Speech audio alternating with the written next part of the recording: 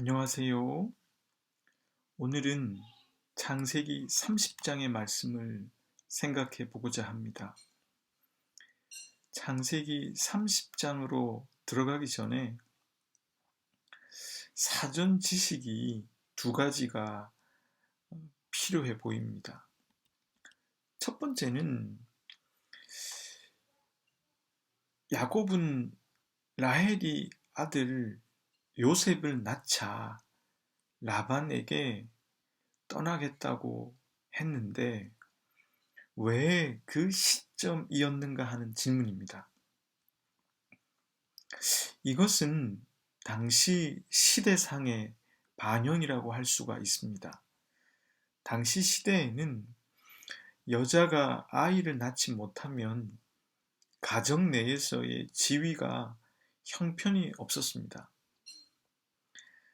남편은 아이를 낳지 못하는 여자를 추방하거나 아니면 더 낮은 직분으로 강등시키기도 했습니다.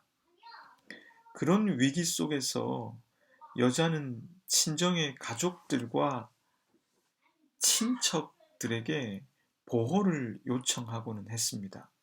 만약에 라헬이 아이를 낳지 못하는 상황 속에서 야곱이 떠나겠다고 하면 라반과 라헬의 가족들은 라헬이 아이를 낳지 못한 것을 핑계로 더 머물라고 할 수도 있습니다.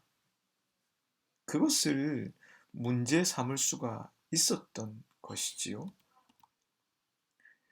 그런데 라헬이 요셉을 낳자 그런 요소는 제거되었습니다. 이제 가정 내에서 라헬의 지위는 확립되었습니다. 그렇기 때문에 문제 제기 없이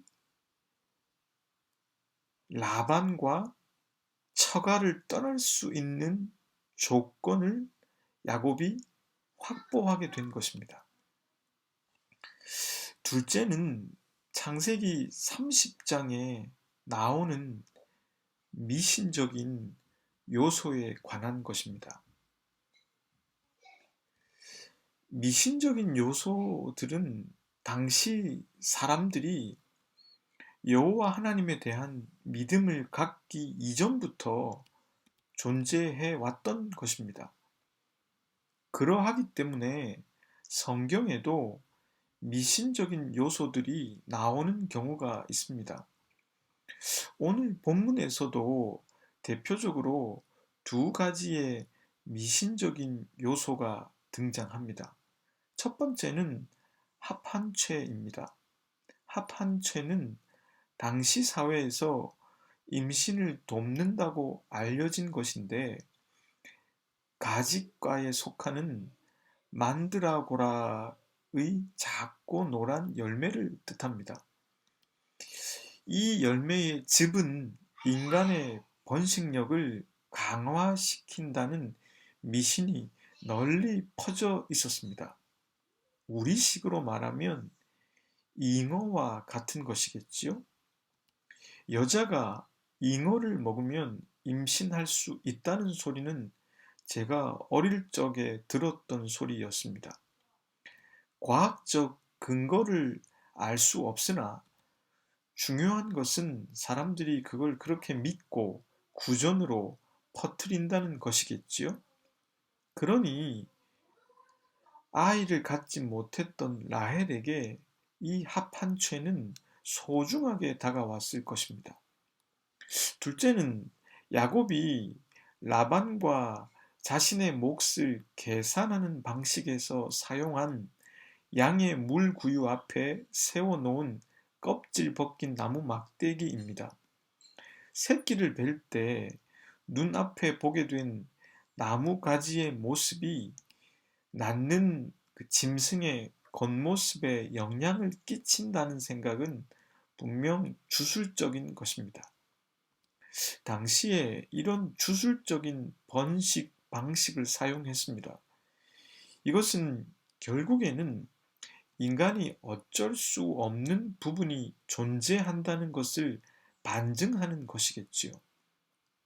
아이를 갖는다는 것, 건강한 새끼를 낳는다는 것, 이것은 인간의 노력 여하에 상관없이 어, 인간에게 별 방법이 없는 문제가 아니겠습니까? 그런 부분과 영역에 미신적인 요소들이 나타났고 또 전개되었던 것입니다. 본문에서 이 합한채와 나무 막대기는 하나님과 하나님의 약속에 대한 믿음과 대조를 이루고 있는 요소로 드러나고 있습니다.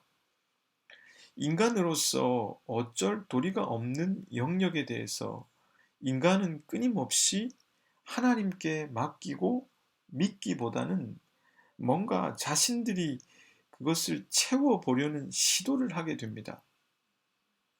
그러나 독자로 하여금 과연 합한채 때문에 라헬이 요셉을 낳았는가?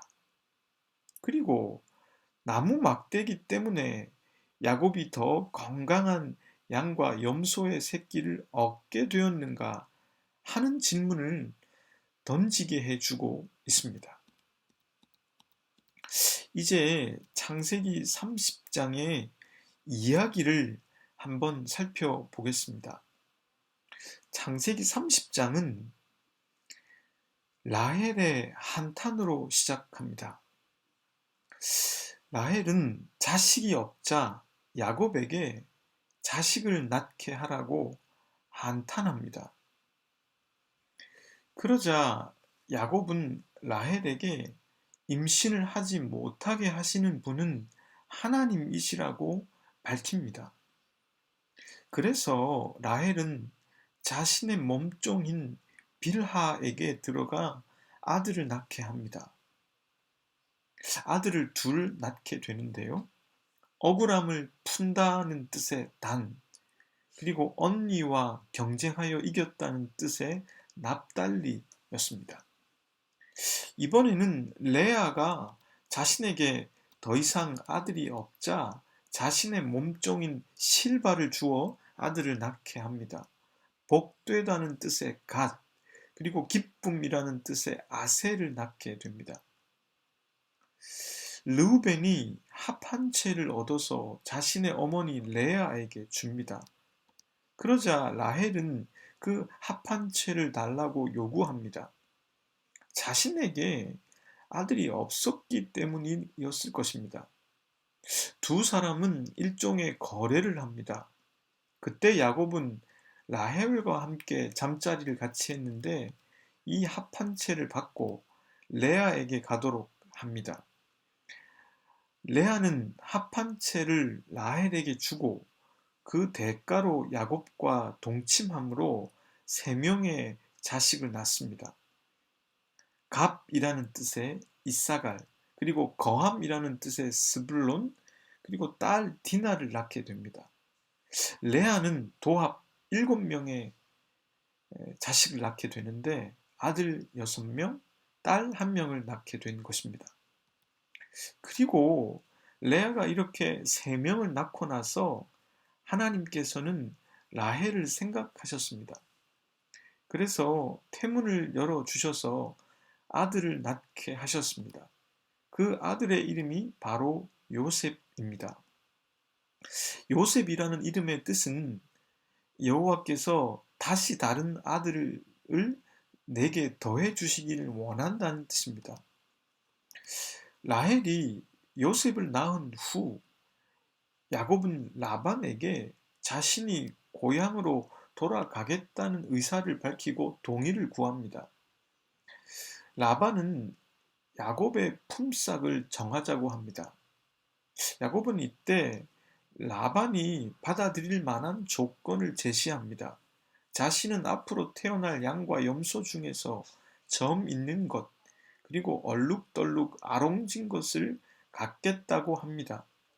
그리고 현재 시점에서 있는 아롱진 것과 점 있는 것은 따로 떼어 놓습니다. 이렇게 하면 점 있는 것과 아롱진 것이 태어날 가능성이 현저히 줄어들게 됩니다. 그리고 야곱은 미신적인 요소를 사용해서 건강한 양과 염소가 새끼를 베게 할 때에는 그 나무 막대기를 보게 합니다. 반대로 약한 염소와 양이 새끼를 벨 때에는 그 나무 막대기를 보지 못하게 합니다. 그렇게 함으로써 오히려 야곱은 양과 염소 중에서도 튼튼한 것을 소유하게 됩니다. 이로 인해 야곱은 매우 번성하게 되었습니다.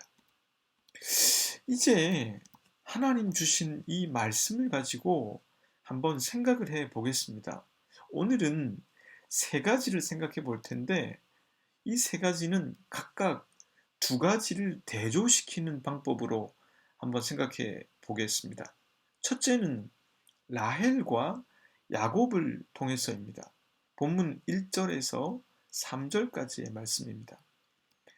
라헬이 자기가 야곱에게서 아들을 낳지 못함을 보고 그의 언니를 시기하여 야곱에게 이르되 내게 자식을 낳게 하라. 그렇지 아니하면 내가 죽겠노라. 야곱이 라헬에게 성을 내어 이르되 그대를 임신하지 못하게 하시는 이는 하나님이시니 내가 하나님을 대신하겠느냐.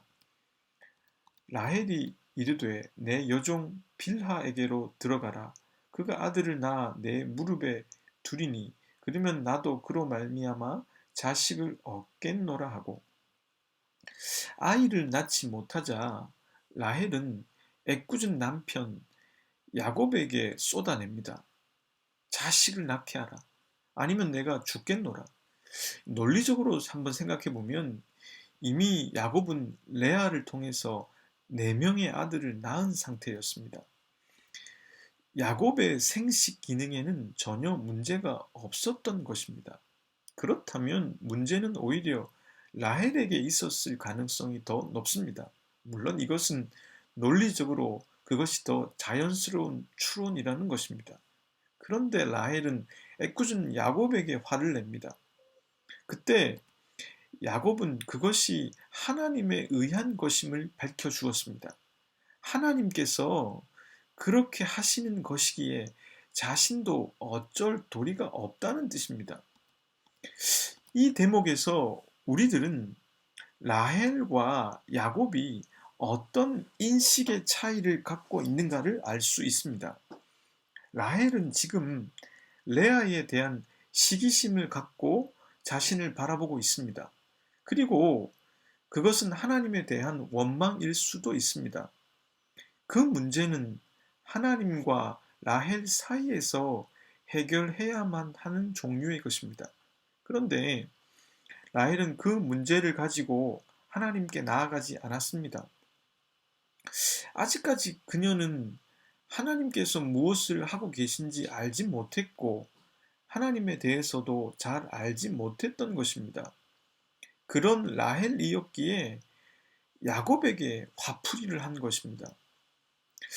라헬을 통해서 우리들은 하나님과의 관계에서만 해결할 수 있는 내밀하고 존재론적인 문제를 해결하지 못한 인간이 어디에 영향을 받으며 어떤 모습을 보여주는지 알게 됩니다. 그런 인간은 시기와 경쟁심의 영향을 받게 됩니다. 그리고 자신의 문제를 타인에게 전가시킵니다. 하나님과 자신 사이에서 직면해서 해결해야 할 문제를 해결하지 않았기 때문에 깊은 내면과의 조화 속에서 얻을 수 있는 참된 행복이 없었습니다. 그런 사람은 자신의 문제를 다른 사람에게 화풀이하기 일쑤입니다. 문제는 자기 자신인데 자기 자신만 모르는 것이지요.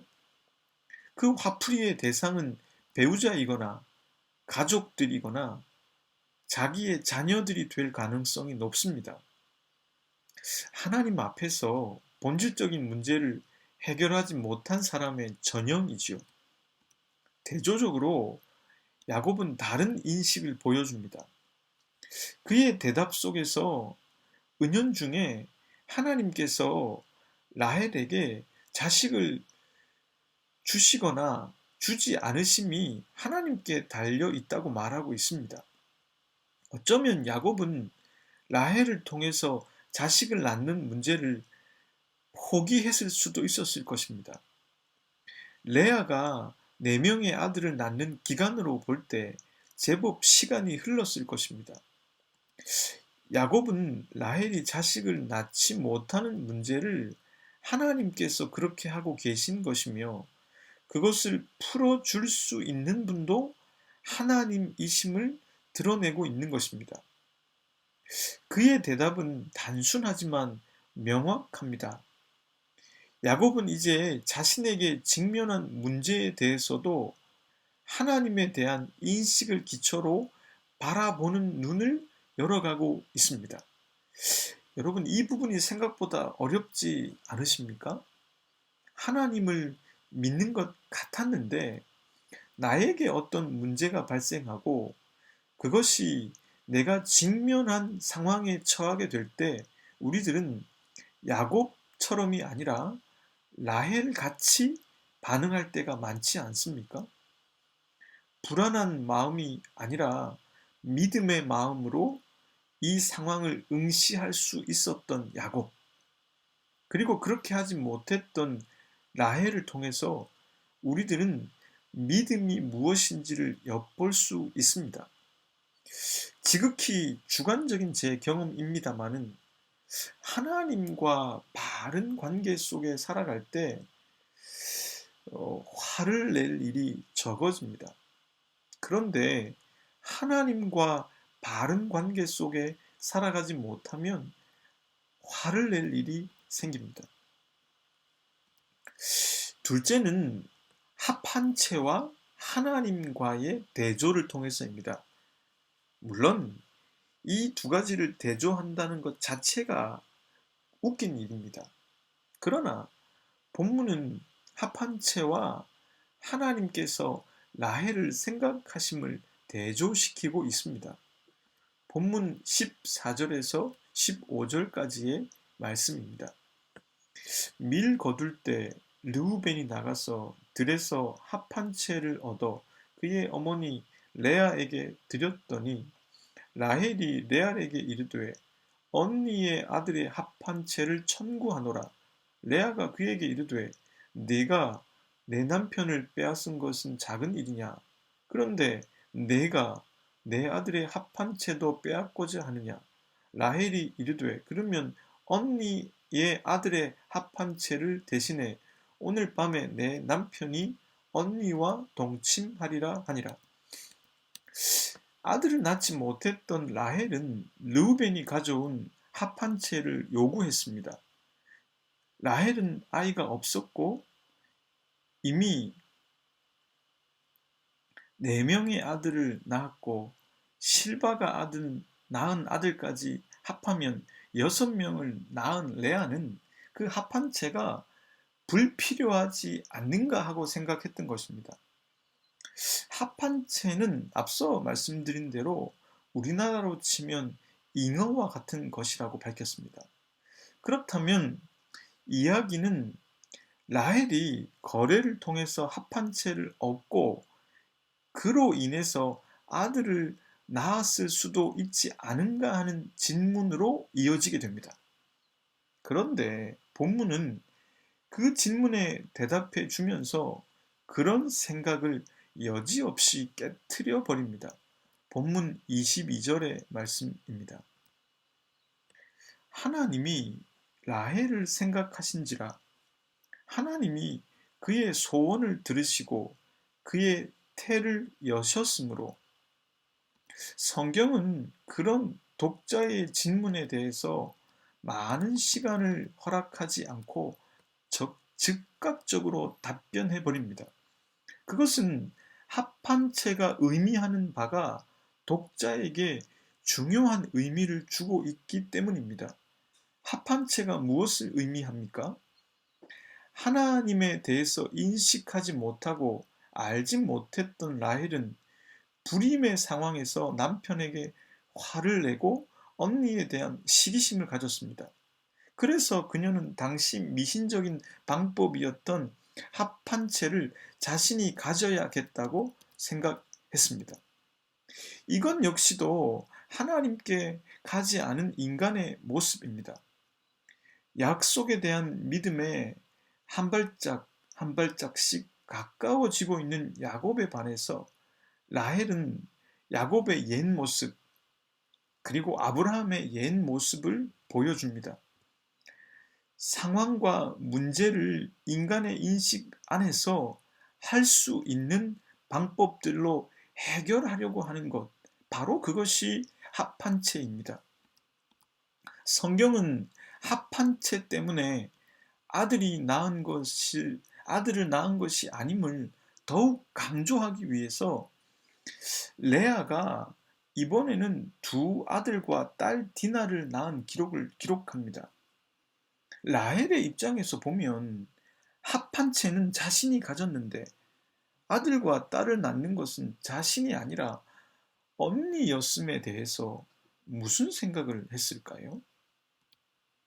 합한 채는 믿음의 길에 반대에 있는 인간의 힘을 상징합니다. 하나님이 배제된 인간적인 믿음을 상징합니다. 대조적으로 하나님은 그런 라헬이 깨닫는 시간을 갖도록 하신 뒤에 라헬을 생각하셨습니다. 자신의 몸종 빌하를 통해서 아들을 낳기도 했지만 그런 방법이 아니라, 그리고 합한 채 때문이 아니라 하나님께서 자신의 태문을 여시고 자신의 자궁을 통해 아들을 낳게 하시는 것을 보았습니다. 그것은 하나님을 향한 믿음의 반대편에 있는 인간적인 힘, 그리고 하나님이 결여된 인간적인 믿음이 아니라 바로 하나님 그분이 생명의 주권자이심을 드러내고 계신 것입니다. 라헬은 오랜 시간과 실수를 거쳐 그 하나님을 경험하게 된 것입니다. 저는 오늘날 우리들이 겪고 있는 이 코로나 상황을 이 합한 채로 생각해 보았습니다. 코로나 속에서 세계 각국은 몇 가지의 방역 모델들을 제시했습니다. 뉴질랜드나 대만과 같은 나라들은 전면 봉쇄의 모델을 취한 나라들이었습니다. 그리고 코로나 초반기에 유럽과 같은 나라들은 마스크를 쓰지 않은 채 집단 면역을 형성하는 모델을 취했습니다. 또 우리나라가 대표적인데 추적해서 끝까지 관리하는 시스템을 취한 나라들도 있습니다. 그리고 최근에 유럽은 이스라엘과 같은 나라들, 또 영국과 같은 나라들은 백신 접종률을 높여서 집단 면역을 형성하려는 시도도 했습니다. 그런데 최근에 확진자 숫자를 보면 그런 모델이 그 어느 나라도 충분하지 않다는 것을 절감하고 있습니다. 새로 변이된 델타 바이러스가 그 모든 모델을 뚫고 감염을 시키고 있는 것이죠. 그러면 이와 같은 우리 인간의 시도가 나름의 이 화판체와 무엇이 다를까 하는 생각을 해보게 됩니다. 여러분, 인간의 힘은 생각보다 무력합니다. 오히려 이때 우리들은 하나님이 라헬을 생각하시듯이 우리를 생각해 주시기를 기도하게 됩니다. 왜냐하면 라헬이 한 실수를 반복하고 싶지 않기 때문입니다. 라헬이 아들을 낳은 건 합한 채 때문이 아니라 하나님이 그녀를 생각했기 때문입니다. 생명의 근원이 하나님께 있기 때문입니다. 셋째 생각은 야곱과 라반의 대조를 통해서입니다. 자신이 고향으로 돌아가겠다고 야곱이 요구했는데 그 요구 앞에서 외삼촌 라반은 이렇게 말합니다. 본문 27절의 말씀입니다. 라반이 그에게 이르되 여호와께서 너로 말미암아 내게 복 주신 줄을 내가 깨달았노니 내가 나를 자랑스럽게 여기거든 그대로 나를 사랑스럽게 여기거든 그대로 있으라. 라반이 야곱만큼이나 속임수에 능한 인물임은 우리가 이미 깨달았습니다. 그런데 자신을 위해서 그렇게 열심히 섬겼고 약속한 기한을 채웠고 그리고 사위인 그로 인하여 복을 받았음을 알았음에도 라반은 야곱이 남기를 은근히 요구합니다. 사랑스럽게 여기거든 그대로 있으라는 말은 만약에 그래도 가버린다면 나를 사랑스럽게 여기지 않는다는 뜻으로 이해하겠다라는 의미일 수 있습니다. 나중에 그것을 빌미로 야곱에게 어떠한 공격을 가할 수도 있겠죠. 참 전략적이고 속임수에 능한 인물로 보여집니다. 그런데 이번에는 야곱도 만만치 않습니다. 이번에는 라반에게 지지 않겠다는 마음인지 야곱은 라반이 수긍할 만한 제안을 합니다. 기록에 따르면 당시 사회에서 주인의 양떼를 치는 목자는 통상 새끼를 낳으면 20%를 가졌습니다. 지금도 베두인들은요, 목자가 10%를 갖도록 규정하고 있다고 합니다. 그런데 그런 기준으로 놓고 보더라도 야곱이 제시한 기준은 너무 적은 것이었습니다. 상대적으로 점이 있는 새끼, 얼룩덜룩한 아롱진 새끼가 나올 가능성은 매우 적었습니다. 더군다나 라반이 갖고 있는 염소 중에서 이미 점 있는 거, 아롱진 것은 제외시켜 버렸습니다. 그런 상황 속에서 새끼가 점 있는 거, 아롱진 것이 나올 가능성은 더욱더 적어졌습니다. 이런 조건이라면 속임수에 능한 라반이라도 받아들일 수밖에 없었을 것입니다. 야곱은 지금까지 자신이 양을 치면서 배운 경험들을 동원합니다.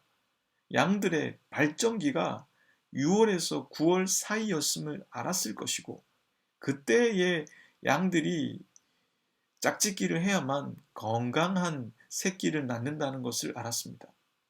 그리고 살구나무, 버드나무, 신풍나무의 껍질을 벗겨 흰 무늬를 내고 그것을 양들이 마시는 물 구유에 세워 새끼를 베게 할 때 보게 하면 얼룩덜룩한 무늬의 새끼가 나온다는 미신도 알고 있었습니다.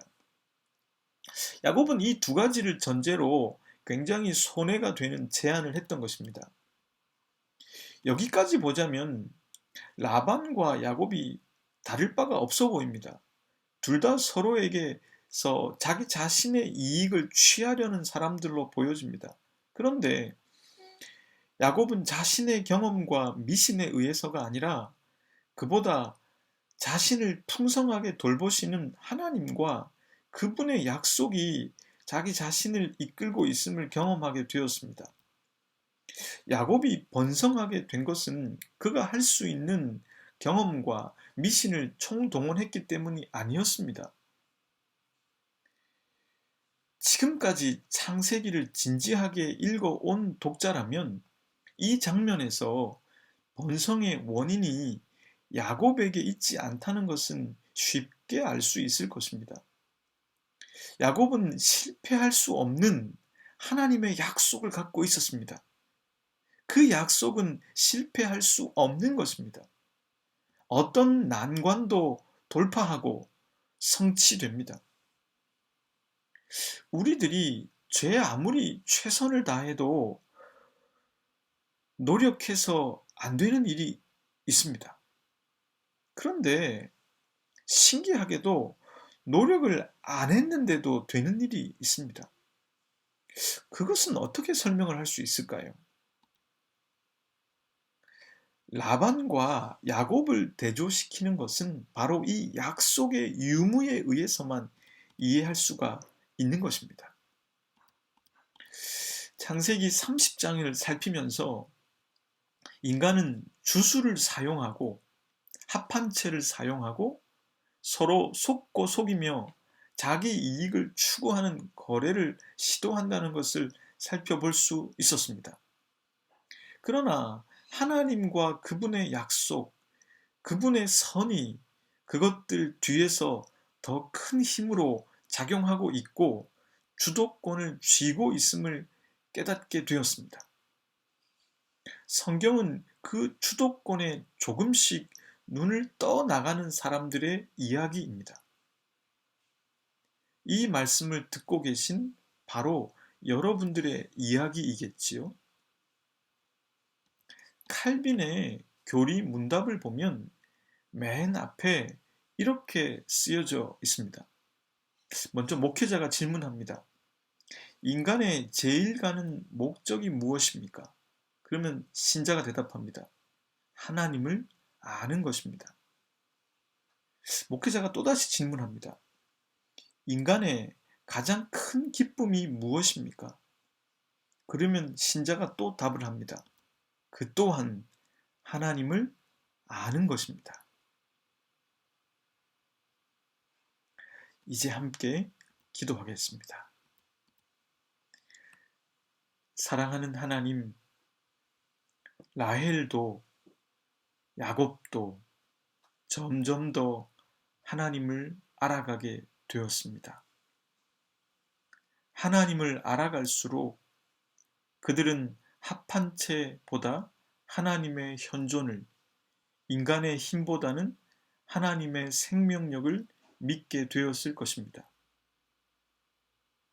이제 저희들의 차례입니다.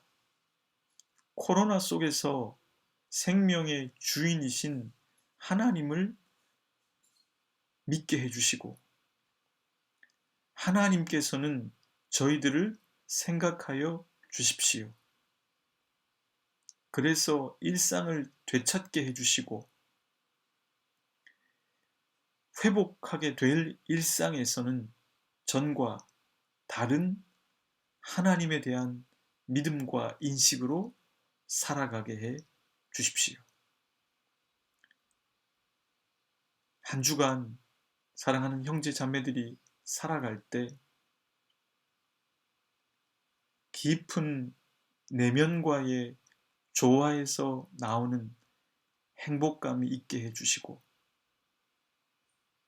하나님을 아는 기쁨, 하나님의 은총을 아는 기쁨, 하나님의 구원을 아는 기쁨 속에 살게 해 주십시오.